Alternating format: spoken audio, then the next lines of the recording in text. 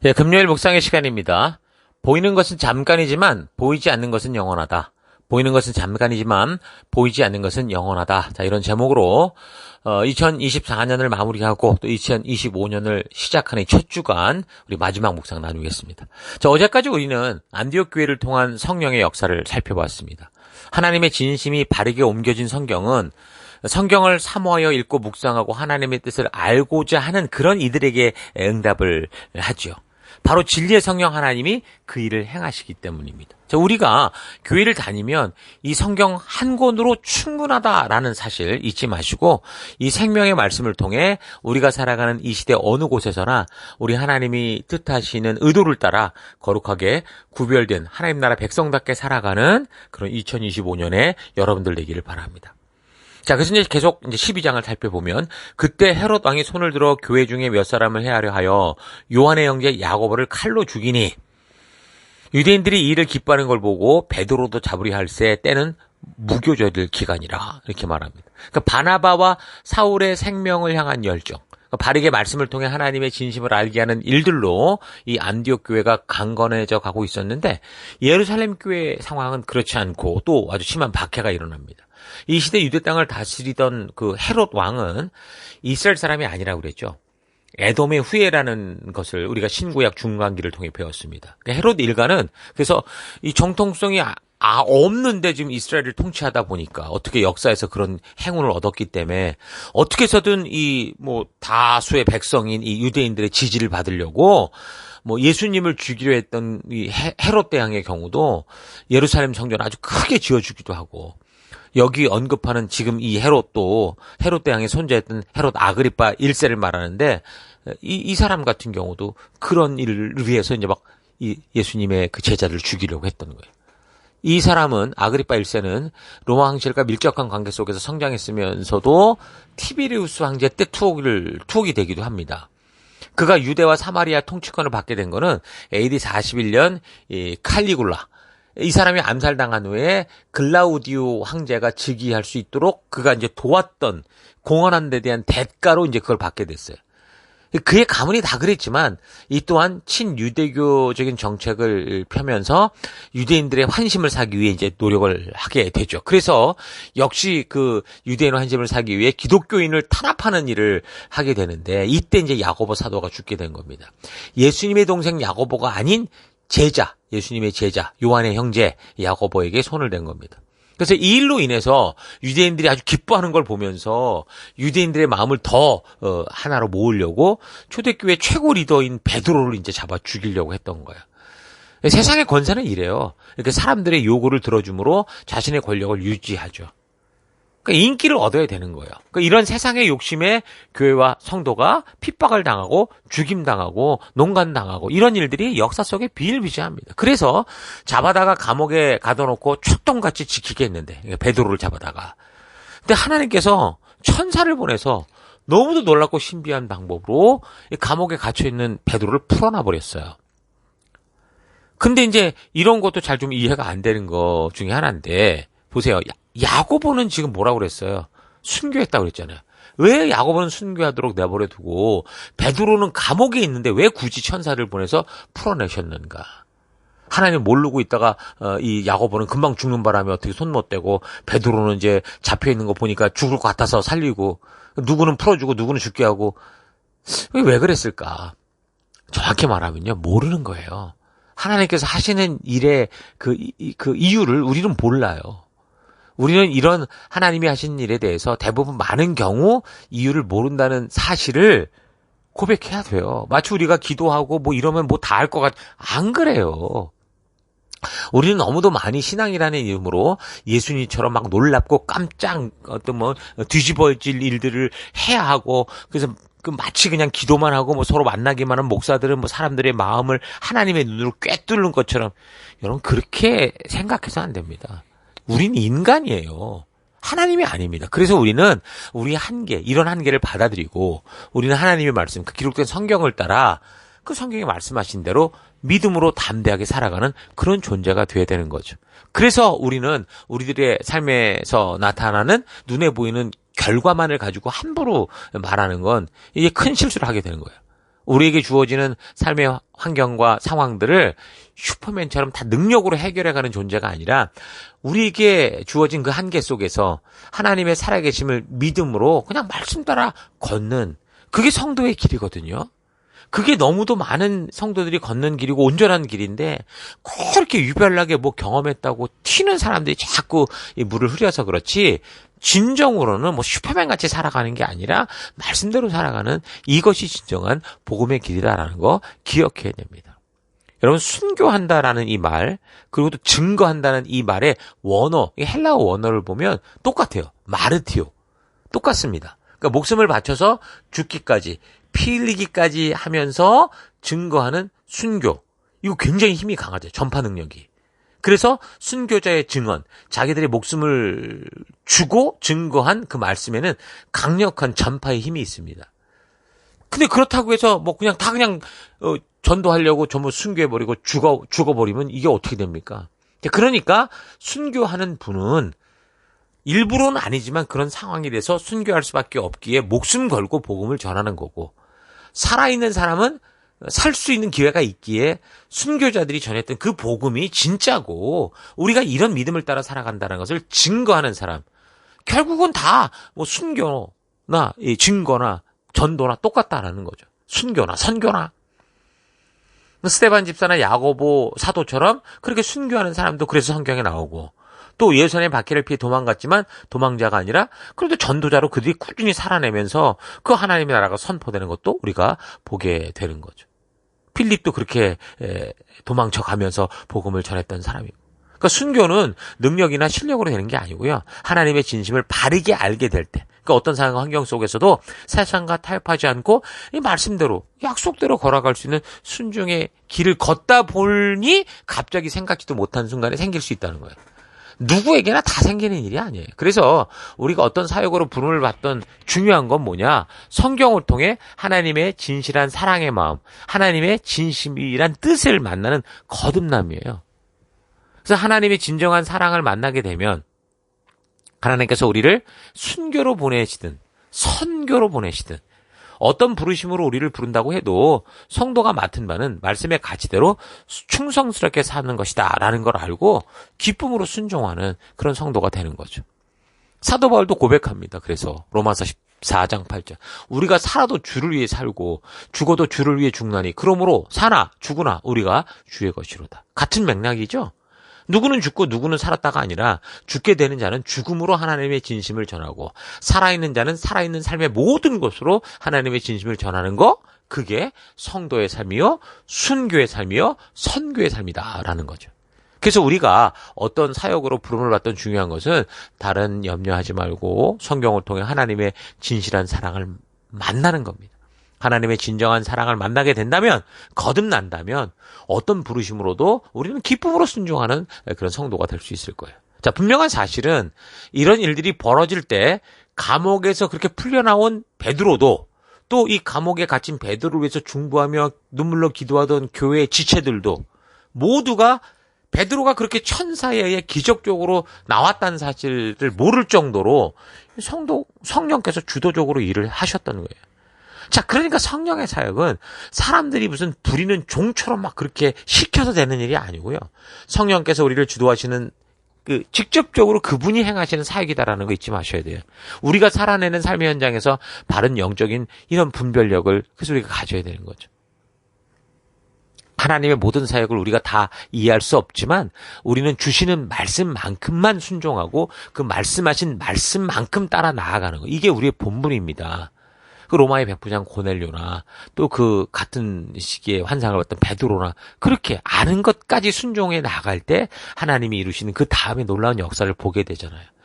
그러니까 우리가 하나님께서 성경을 통해 보여주는 이 사역들은 하나님의 전지전능하신 무소부지하신 이런 차원으로 보는 게 아니고 인격적으로 역사하시는 그런 차원에서 사람의 몸으로 오셔서 사람의 말로 사람에게 적용되는 시간과 공간의 한계 속에서 이렇게 행하신다라는 이 차원에서 우리가 봐야 돼요. 성령의 주권적인 사역 또한 우리 가운데 성령의 주도적인 역사로 그렇게 이루어 가시는 거다라는 걸 믿고 우리가 보내받은 삶의 현장에서 지금 우리 살아가는 삶에 아무런 눈에 증거 보이지 않아도 말씀의 가치대로 순종하는 삶을 살아가는 우리가 될 수 있기를 바라요. 하나님께서 우리를 통해 우리가 전하는 그 말씀이 하늘의 음성인지 아닌지를 알리는 당신의 방법으로 뭐 그게 이제 기적이 됐든 뭐 돌이 날라오든 하나님께서 그건 주도적으로 하나님의 뜻을 이루어가고 계시다라는 거 잊지 마십시다. 그렇다고 하나님이 선택해서 돌을 날리거나 칭찬을 날리는 게 아니라 하나님이 자유주의를 주신 사람들의 인격적인 그 결정과 선택들이 순식간에 어떻게 다가와서 위기가 된다고 해도 그건 랜덤으로 막 이루어지니까 인격을 가진 자유주의를 가진 인격이 막 행동하니까 뭐가 나올지 몰라요. 어떤 결과가 나올지 몰라요. 순교가 됐든 선교가 됐든 그 종이 한 장 차이 알 수 있다는 거죠. 베드로는 3,000명이 예수 믿고 교회 오고 스데반은 3,000개 돌 맞고 이런 상황이 온다고요. 자, 그래서 우리는 오직 하나님의 뜻만이 영원히 설 것이다 라는 걸 믿음으로 그냥 우리에게 닥친 그 자리에서 순종의 한 걸음을 걸어 나갈 뿐인 겁니다. 하나님의 말씀의 가치를 따라 그렇게 믿음으로 걷는 진정한 성도 되기를 바랍니다. 자, 그리고 12장 끝에는 헤롯 이 아그리빠 그 왕이 벌레에 의해 죽는 얘기가 나옵니다. 사람들이 그가 했던 어떤 연설을 들으면서 이게 인간의 음성이 아니라 신의 음성이다 막 추켜 세웠어요. 근데 그때 이제 이 사람이 이걸 하나님께 영광 돌린 게 아니라 스스로 그 영광을 그냥 누리며 가로챈으로 말미암아 그런 결과가 생겼다고 성경이 말하는데, 이런 일이 생긴 일에 대한 배경 이야기를 좀 역사적 기록을 찾아보면 이 헤롯 아그리파 1세의 영토에서 가까운 도라라고 하는 그 페니키아 항구 도시에서 이전에 그 가이우스 황제 때 AD 42년경 어느 페니키아 젊은이들이 그 도시에 있는 유대인 회당 안에 이 클라우디우스 황제의 형상을 이렇게 세우는 그런 사건이 있었어요. 그것 때문에 헤롯이 그 당시 시리아 총독 그 페트로니우스에게 항의를 하거든요. 그래서 이 페트로니우스가 그 범법자들을 잡아다가지고 가혹하게 다스리게 됩니다. 그러니까 이런 이야기와 연관된 구절이 바로 20절이에요. 12장 20절. 헤롯이 두로와 시돈 사람들을 대단히 노여워하니, 이거예요. 그래서 이로 인해서 헤롯 아그리파 1세와 페니키아 도시들 간에 서로 좋지 않은 냉기가 흐르게 됩니다. 그런데 페니키아 사람들은 이전에 그 두로 왕 히람 시대 때부터 갈릴리에게 비옥한 지역에서 나오는 식량을 공급받을 수밖에 없었기 때문에 그 헤롯하고는 어떻게 등지고 살 수가 없었던 거죠. 그래서 그들의 지방이 왕국에서 나는 양식을 먹는 까닭에 한 마음으로 그에게 헤롯에게 나가서 왕의 침소를 맡은 신하 블라스도를 설득해서 화목하기를 청한지라, 이렇게 하는 겁니다. 그래서 아그리파 1세의 총리였던 블라스도라는 사람을 통해 가이사라에서 대연회를 열고 이 아그리파 1세에 대한 자신들의 변함없는 충성심을 보이려고 한 거죠. 그래서 대연회 둘째 날 새벽에 아그리파 1세가 그 은실로 만들었던 그 왕의 예복을 입고 극장에서 이제 연설을 하게 됐는데, 그 은실로 짠 왕복이 그 새벽빛을 받으면서 반사가 됐던 거예요. 너무 황홀하고 아주 환하게 비추는 어떤 그런 신비한 현상처럼 보였는데, 그런 모습을 보고 사람들이 헤롯을 이제 신으로 묘사하며 이제 열렬히 환호를 했던 거죠. 그때 이제 이 헤롯이 이 영광을 하나님께 돌리지 않으므로 하나님의 징계를 받아 죽게 됩니다. 갑자기 쓰러져서 집으로 옮겼는데 5일 후에 죽게 돼요. 그의 죽음은 현대 의학으로 볼 때 맹장 파열로 인한 복막염으로 죽었다, 이렇게 판단되고 있습니다. 어쨌든 이런 역사적 사실이 성경 몇 구절을 통해 기록되어 있지만, 누가가 굳이 이런 사람의, 루카스가 굳이 이런 사람의 소식을 여기에 이렇게 언급하면서 우리가 이런 역사를 통해 알아야 되는 것들을 분명히 전하고 있다라는 거 볼 수 있는데, 그거는 뭐냐면 그 당시 세상의 주권은 이미 로마 패권에 넘어갔고, 그리고 에돔 족속인 헤롯이라는 사람이 유대 땅을 다스리고 있지만, 하지만 그 역사를 주도하고 이끄시는 분은 누구냐? 하나님이시다라는 걸 확실하게 보여주고 있다라는 겁니다. 자, 그러니까 12장 전체가 보여주는 내용은 야고보의 순교와 베드로의 구출, 그리고 헤롯 아그리빠의 죽음의 소식까지, 비록 세상의 권세들이 무엇인가를 주도해가는 것 같아 보인다 해도 이 세상의 모든 일들은 하나님의 뜻이 감찰하고 주도하고 계신 것, 이걸 보여주는 거예요. 하나님이 눈동자처럼 보고 계신다고요. 그래서 우리가 살아가는 역사가 얼핏 보면 힘과 권세를 가진 세계의 강력한 나라나 왕들이나 돈을 쥐고 있는 어떤 경제가들이나 또는 성도들의 뭐 기도를 통해 이루어져 가는 것처럼 보이지만 그렇지 않아요. 오직 하나님의 뜻을 따라 하나님께서 주도적으로 행하고 계신 거, 이걸 분명하게 보여주고 있습니다. 구약을 통해 우리가 살펴본 역사도 그랬잖아요. 아수르, 바벨론, 페르시아, 헬라, 로마, 이런 이 역사를 잇는 나라들의 등장이 어때? 세계 열강들이 이들이 주도하고 있는 게 아니라 봤더니 결국은 하나님이 말씀하신 대로 이 나라가 서고 지고 하더라는 겁니다. 그 하나님이 각 나라를 세우시고 왕을 세우시고 그렇게 하나님의 뜻을 따라 이루어가고 계신 것을 우리가 볼 수 있었던 거죠. 자, 눈으로 보이고 느끼는 오늘의 세상의 주인이 돈과 권세와 문화인 것 같아도 그것은 육신으로 보이는 불순종의 세상에서 벌어지는 그런 일들일 뿐이고 하나님은 이미 이런 역사를 다 아시고 그 혼잡하게 전개되는 역사 속에서도 변함없이 이 세상의 역사를 우리와 약속한 대로 이끄시고 그 길을 신실하게 걸어주시는 하나님이시다라는 거, 영원하신 하나님이신 것 꼭 볼 수 있기를 바랍니다. 자, 그래서 12장에서는 이미 성령의 강림을 통해 새 언약을 주도하고 계신 하나님의 주권적인 그 일하심을 보여주는 거 있는 것이 것의 확실한 증거를 우리에게 또 이 역사를 통해 보여주고 있죠. 근데 그것이 교회의 사도들이던 세상의 왕들이던 우리 하나님의 뜻을 따라가고 있다라는 걸 보여줍니다. 그 하나님의 뜻에 순종하는 사람들과 동역해서 하나님의 뜻을 이루어가는 소식이 바로 사도행전의 역사인 거예요. 그래서 예수님을 이 땅에 보내신 이도 하나님이시고 성령을 보내는 분도 하나님이시고 당신이 약속하신 새 언약을 주도하시는 분도 하나님이시다라는 것을 보여주는 이 역사가 사도행전의 역사라고요. 그래서 새 언약 백성된 성도인 우리들은 하나님이 주도하시는 그의 뜻을 따라 어떤 상황과 환경 속에서도 그 말씀대로 순종하는 삶을 살아서 하나님께서 우리를 통해 충분히 그의 뜻을 이루시도록 말씀의 가치대로 살아가는 것, 거룩한 통로로 서로 살아가는 게 사명이다라는 거 기억하십시오. 역사적으로 예루살렘은 AD 70년 로마에 의해서 완전히 파괴되지만 여전히 하나님의 그 진심을 담은 예수 그리스도의 소식과 교회는 점점 더 로마로 깊숙이 전파되고 있었습니다. 그 사탄은 예루살렘을 무너뜨리면 모든 게 끝날 것이라고 생각했는지 모르지만 거룩한 복음의 소식은 그 박해와 학대로 말미암아 오히려 온 유대와 사마리아와 땅끝까지 전파되는 불똥이 된 거예요. 자, 그렇게 복음이 바울에 의해 로마의 심장으로까지 전파돼야 되는 이 과정, 다음 주도 계속해서 역사를 묵상하며 살펴보십니다.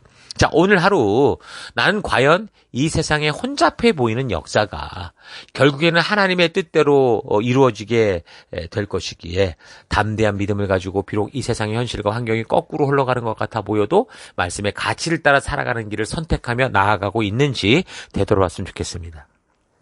이 세상에 수많은 강한 나라들이 나타나고 영향력 있는 사람들의 입김으로 세계의 역사가 이리저리 흔들리는 것 같아도 오직 주님 나라만 영원할 것이고 오직 주님 뜻만 이루어질 겁니다.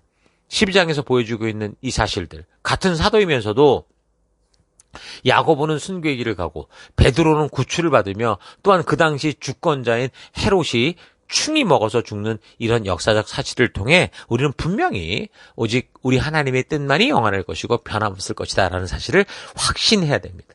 그래야 두렵지 않아요.